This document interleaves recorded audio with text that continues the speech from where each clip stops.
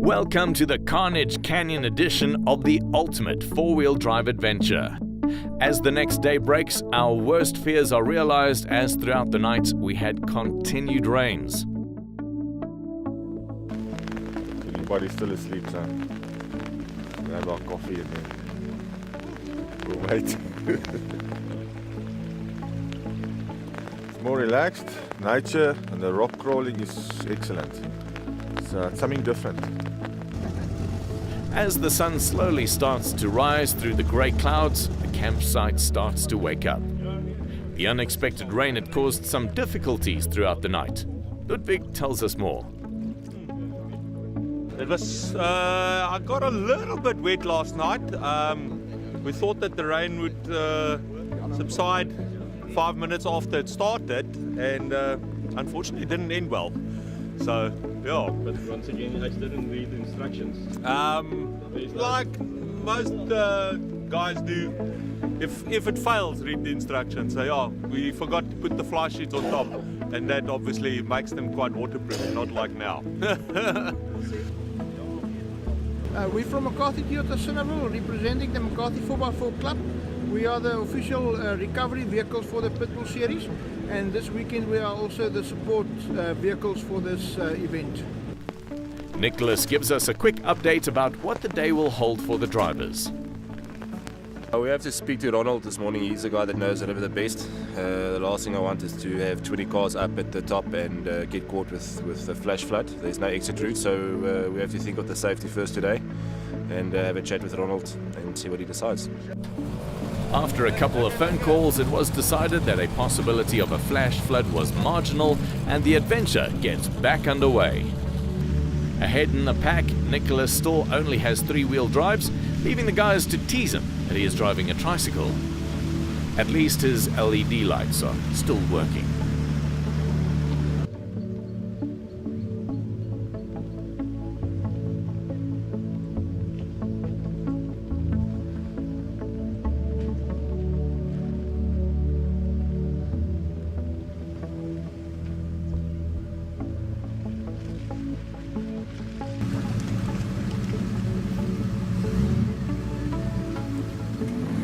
Well, as you've seen back, it's not too crazy, but it's going to just up around the next bend. You'll see quite a vast difference in the speed that we're actually covering, and probably damage that vehicles will start to sustain. It's going to be a little bit more. Because of the rain and slipping, what kind of things do you think is most likely to break on the cars? Look, strangely enough, when the rocks are wet, we find that it's more like damage from slippage on the sides of the vehicle.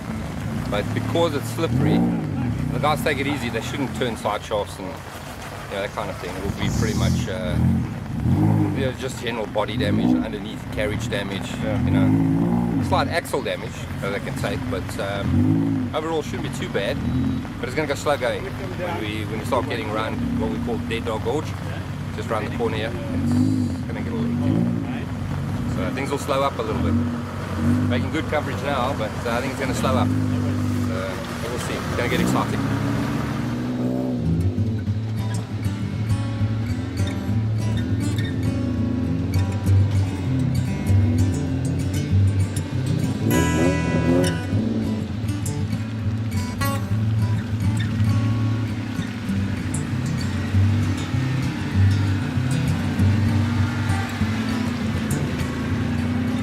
The wet conditions brought on by the rain increases the difficulty of the challenge and changes the canyon in unforeseeable ways.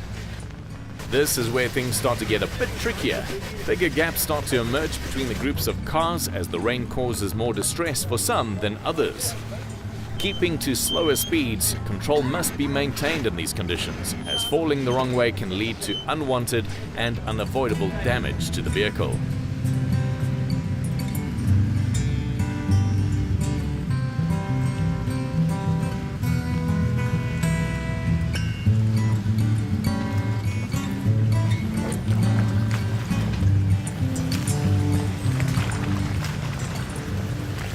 Dirk van Rienen guiding his son, Dirk van Rienen Jr., over what yesterday would have been an easy obstacle.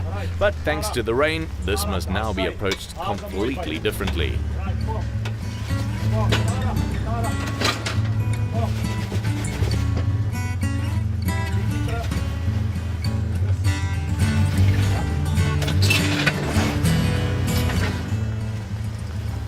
luckily equipped with rock sliders that help to protect the body. Here you can see the practical use of these that are often considered to be cosmetic. In this case, it's saving Dirk from spending thousands of rands on panel beating.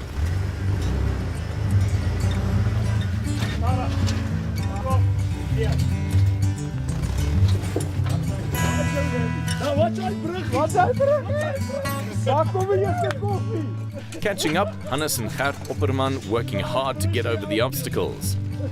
The TJs do have less ground clearance compared to the JK. His handicap leads to great entertainment for the guys as these two fellows become bridge engineers in order to solve this mess. At least they get to play with the high lift jack.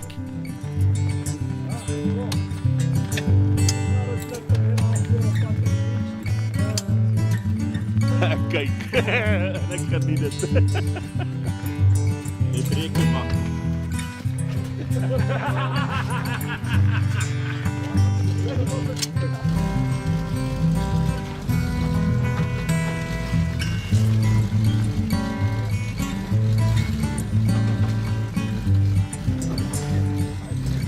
Hannes and Jan doing very well when they aren't running out of petrol, making it look easy up until they hit a snag.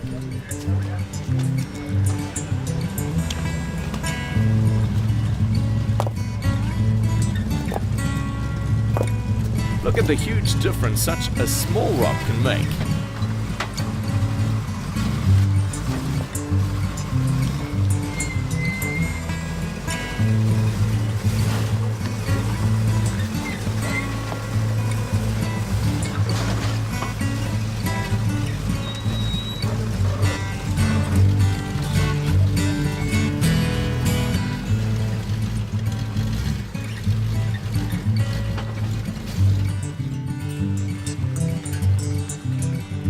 Taylor's brother, Johan Swift, and Gerdus give us an update on their progress.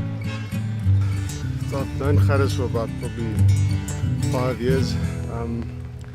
And on a trail like this, it's absolutely critical that I think the co-driver and the driver understand each other. I think communication has never ever been more important than this, especially on a technical trail like this. It's quite challenging, and the tolerances are few. You know, you have to be very careful and accurate in what you do and the line that you follow. And I think with a good co-driver, I think that goes a far way in making sure that you take the right line. Back with Leon in his AT Series Toyota, who aims to impress. Some mouths hung open as this stock standard vehicle goes diving into the abyss.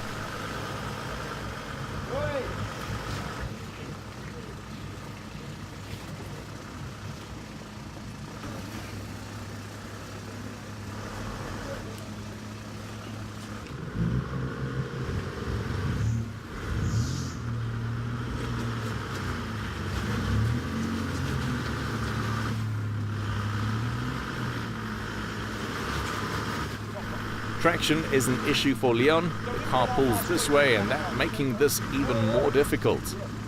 Sustaining some body damage as he emerges from the water.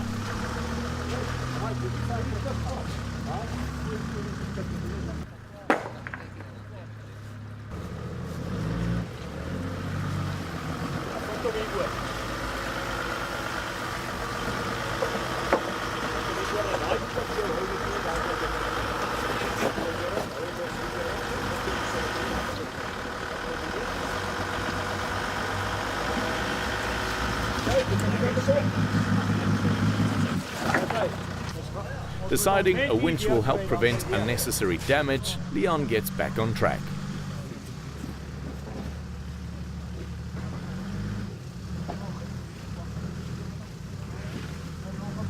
You'll clean this. Yeah. Next one is going to be interesting. This is not the beach. No, this isn't the beach. The beach is... The Peanut Gallery chimes in with some useless information. At this point, the leaders are nearing the end of the canyon. In about 500 meters, they'll reach the spot dubbed the beach. But there are still 3 large obstacles between them and glory. This is a spectacular section where choosing the right line is crucial. Misjudging the wrong line of attack could lead to some serious body damage.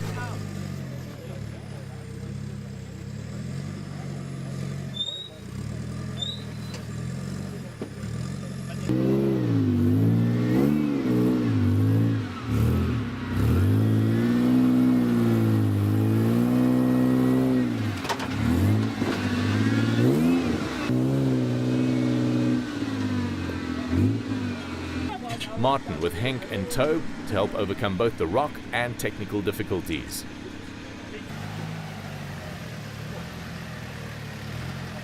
Henk back in action, moving over onto solid ground, making him the first vehicle through the section.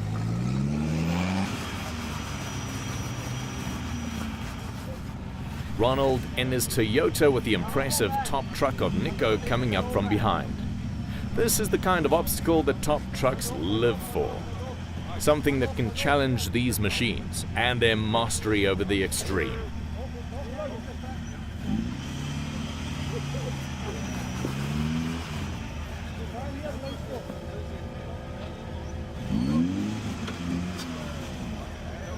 These rocks are huge, the cars are designed for them, so let's see what they've got. Lawrence Nolte not to be outdone in his monster coming through here.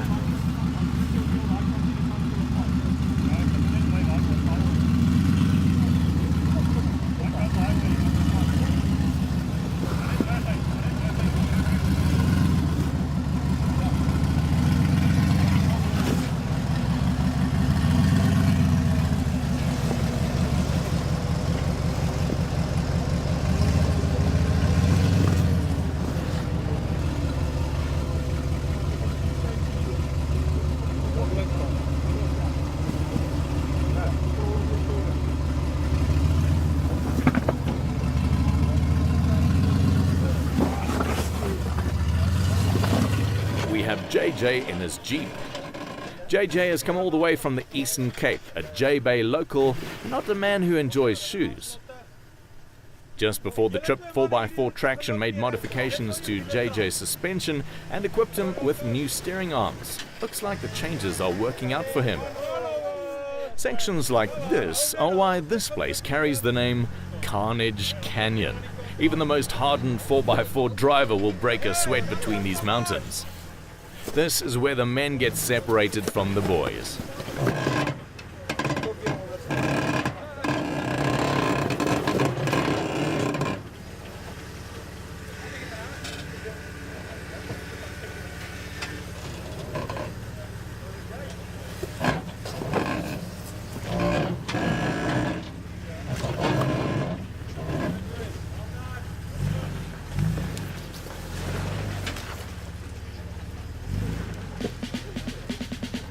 The Oppermans have done some waterproofing to their interior.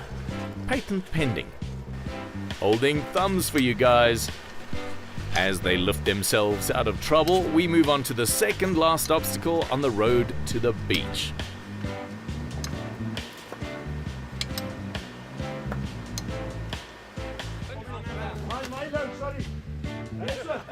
Spectators have pulled up to watch the action. Billy and Jenny on this very steep drop-off. The feeling you get inside that car must be intense. It's a moment that must be experienced and no camera angle can do it justice. Everything is moving the wrong way as you try and make your way down and the angles are always against you. Gravity is also not your friend when in a situation like this.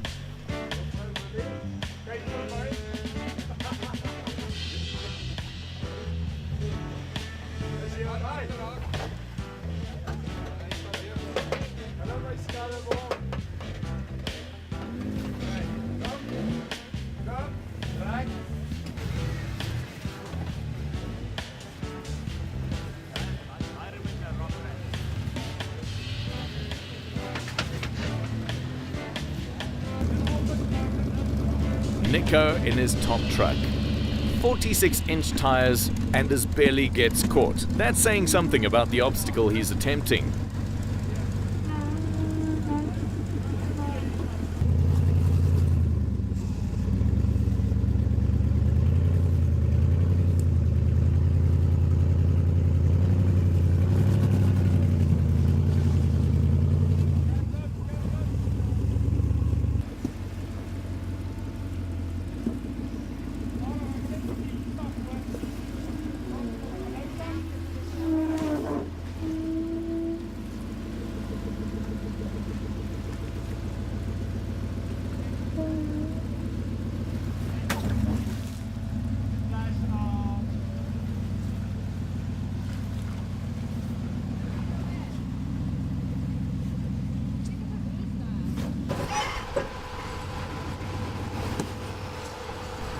Next up is Bruce and Brian, with Ludwig lending some outside assistance.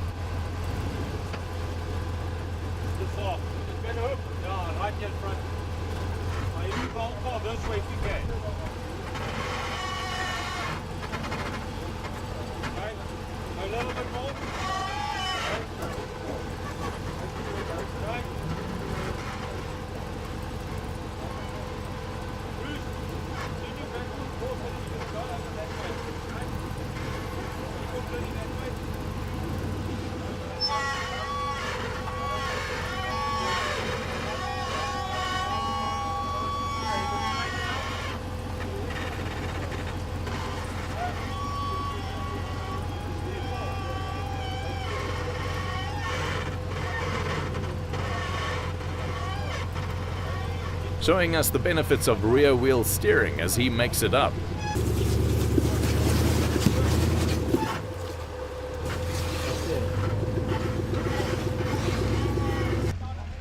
The first group of vehicles have already reached the beach. This is the end of the gorge and as far as you can go in Carnage Canyon. The moment that sand cracks under your feet is an achievement in itself.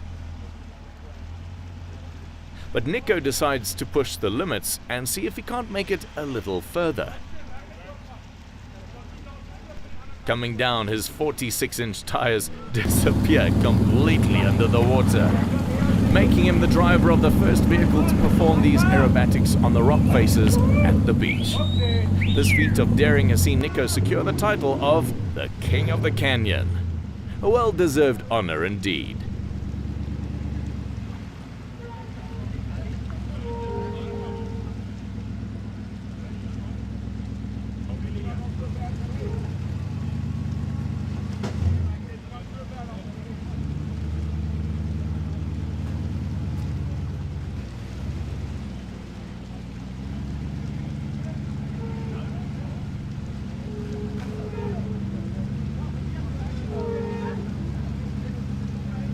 Yeah, I came fast. I told the guys, let's go all out. Why not? The 46-inch tire disappeared completely underneath the water.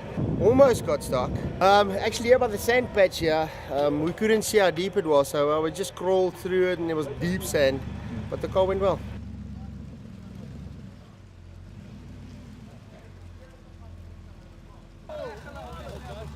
A total of 9 vehicles make it to the beach, with the other vehicles unable to make it to this point, or the drivers deciding to rather not push that hard. One more soul makes it to the fabled beach, Pierre and Arne in their red Rubicon. Taking a moment to celebrate their victory and take some photos to commemorate this accomplishment. Then it's time to head back out of this beautiful canyon and return to the real world. Although much fun was had, as with all competitions, there comes a time when the scores must be tallied. First, let's have a look at the results from the night time trial. Johan Swift and Gerdus Kutsia from Team Zone Off-Road taking the best time of 42.88 seconds. In second place, we have Dirk van Rienen Jr. that sets a time of 46.16 seconds. With that, Corné van der Merwe and Freddie Siebert, also from Team Zone Off-Road, take the third position with 47.06 seconds. Next, we have the results from the Flexing Challenge. These results are split into a top truck and a standard section. In the top truck class division, we have, in first place, Nico and Jacqueline Fourie with an RTI of 1,106 points. Lou Nolte in second place with an RTI of 1,077. And in third place is Linton Swatton sporting an RTI of 1,039. Moving over to the standard section, Hannes Opperman takes the pole position with an RTI of 1,018 points. JJ Jacobs in second with 970, and in third, Peter Rademeyer with an RTI of 900. The overall winner of the ultimate four-wheel drive adventure Carnage Canyon Edition goes to Nico Fourie, who can proudly carry the title of King of the Canyon. A special thanks to our broadcast sponsors Maxxis Tires, Part Inform, as well as Ultimate Off-Road and Pitbull Energy. Also to the other sponsors that made this ultimate event a reality. On that note, the first ever Ultimate 4-wheel drive adventure comes to a close. The Carnage Canyon Edition is a tale that will be told for years to come. But what does the next one hold in store? The location of the next expedition is still unrevealed, and word has it it's been kept close to the chest, as drivers might not know where the adventure will take them. The Ultimate 4-wheel drive adventure, Carnage Canyon Edition 2015.